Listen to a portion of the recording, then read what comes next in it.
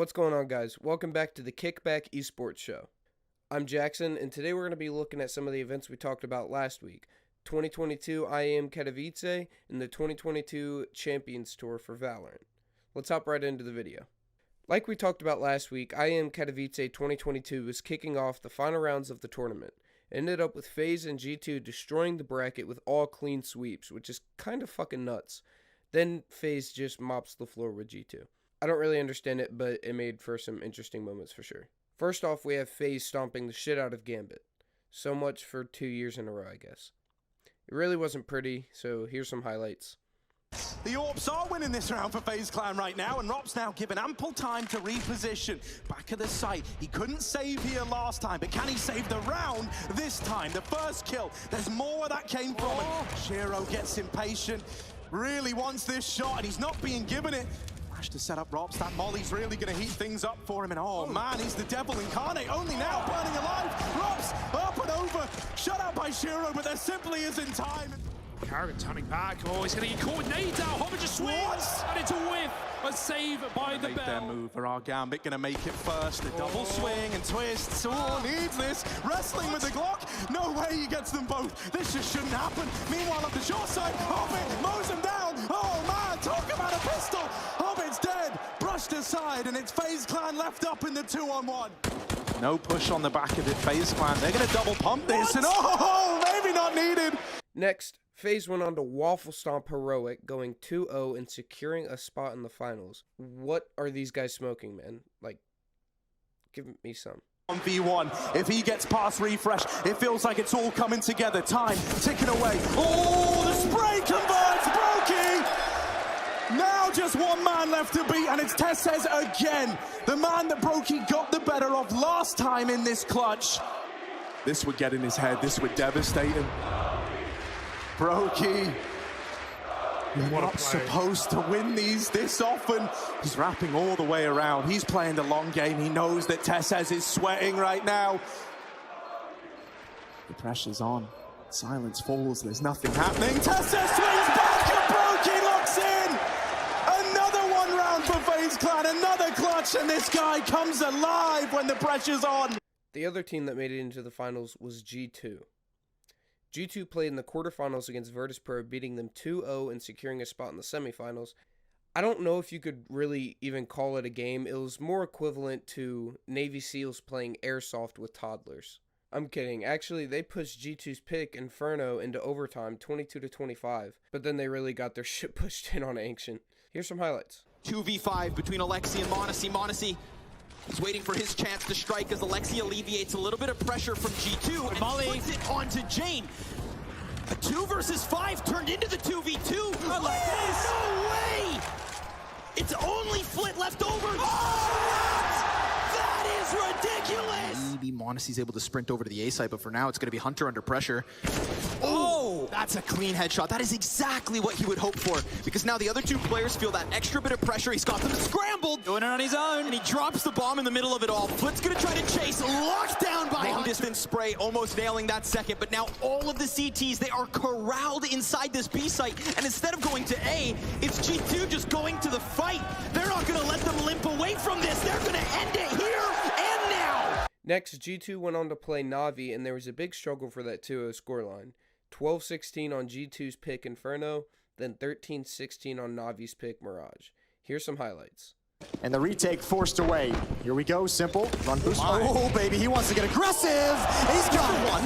Bit's gonna chime in as well. He'll get taken down in the end, but Bit back towards CT. Trying to bait Boomage back into position as well, as they're both holding off on the same angle. Nothing to cover the bomb yet, but it's not planted for them. They can go in behind the fountain. It's the wrong guy. He's sticking it. It's not the diffuser, but Bit's got the kill instead, and Navi get the round. What a gutsy win from Navi. They had every disadvantage in that smokes. They actually just want to isolate them entirely. One as well on the balcony. That's going to give them no vision, but they still have to get inside of the site, and Hunter's the third in this picture. Nico, the fourth. This is not clear cut. This is still dangerous. This is Navi again going toward a stack, and it's been completely removed, absolutely obliterated. It is now overtime and match point for G2. Now, the finals was supposed to be a great game between two dominating teams throughout the whole tournament, but instead FaZe flopped their cock on G2's forehead, and they basically surrendered. I mean, here's some highlights from it, but it was destruction. He'll be blocked off by smoke. And here comes the attack, Rops. Just a quick peek and falls away. Jax missed his chance, but there's the push. There's the star factor. Nico getting aggressive, taking matters into his own hands. And G2 cleaning things up at A. Still looking strong on Inferno. m0NESY again gonna go out. He's got the angle, finds the one first. I'm surprised no swing, no response from Kerrigan. He might be fast, but the weapon still only reloads fast enough. There's why you don't want to go late. To mid, and they are pushing again. JKS and Twist toward the apartment. Hunter's about to find this out in a bad way, but Jax already has the cross now. He's perfectly positioned. That was so well done from G2 to take that back. Is up above. That's the hard part in all of this, is that they gotta swing around, but they get the clean kill. Hunter looking for another, they now know where Rops is. m0NESY up close, and he's not even gonna bother with the scope. He tries to get in quickly, clips the box, and turns it around. Well, they can't punish the evacuation from Closet. Twist, goes down. Jax is blind. Unfortunately, I think he spots him just before the flash pops. I'll tell you what, though, you want to talk about mind games. Kerrigan over at the B-bomb site says, we've stopped you here so much in this comeback. You have to go back towards A, but that's crumbling as well. Rops is in a huge amount of trouble. He's going to try and take matters into his own hands. Couldn't find the second shot fast enough, but Jax, he drops in. Oh, talk about an Estonian. Talk about a superstar. Talk about the elite. Rops is on a romp, and we're going to overtime, baby. To wake up into the series, wake up into the first map of the grand finals. G2 have lost 8 rounds in a row, all of them on this T side. That conversation, that communication between regulation and overtime had to be a nightmare, and it continues. They've lost everyone, this time through smoke. Nico goes down. To have that sort of cash that everyone's putting there outside of the ruins is super significant. Also, as eLexi sneaks into the site, Kerrigan will drop him down, and they start off the overtime exactly how they finished regulation, by taking now a 9th round in a row. It's looking like we're going to be heading toward the A side of the map, and Kerrigan, oh, this is perfect. He's pushing down Banana exactly at the time they want to set up. Needs to slow his pace slightly, though, because Nico can hear him coming. Doesn't matter, he's already got him. And m0NESY, Kerrigan knocked down there. Kerrigan carries them all in caskets away from middle as Rops closes it out with the grenade. Oh, that's so brutal. Second half on the T side, he struggled. Can he get his confidence back on the defensive side? G2's defense was a wall in regulation. Hunter's going to carry it on here for the opening kill.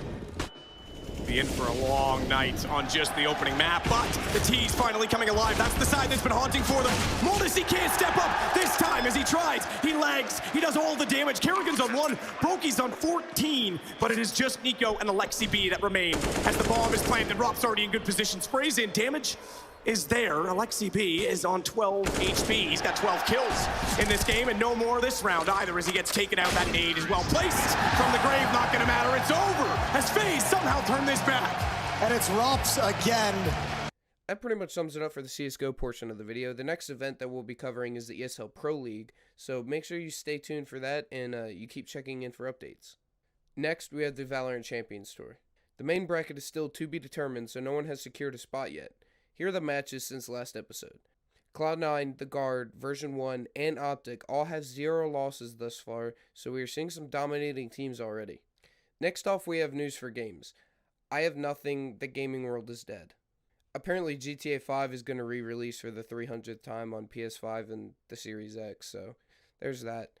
We can shell out more money so we can play it on every other platform, but there's no fix for modding in PC lobbies. I have like $500 million. I'm part of the problem, but here I am. I'm not banned or anything. Like, fix that. That'll do it for today's episode, though, guys. I hope you enjoyed, and if you did, please leave a like and subscribe, and hopefully I see you in the next one. Be sure to stay tuned. Peace out.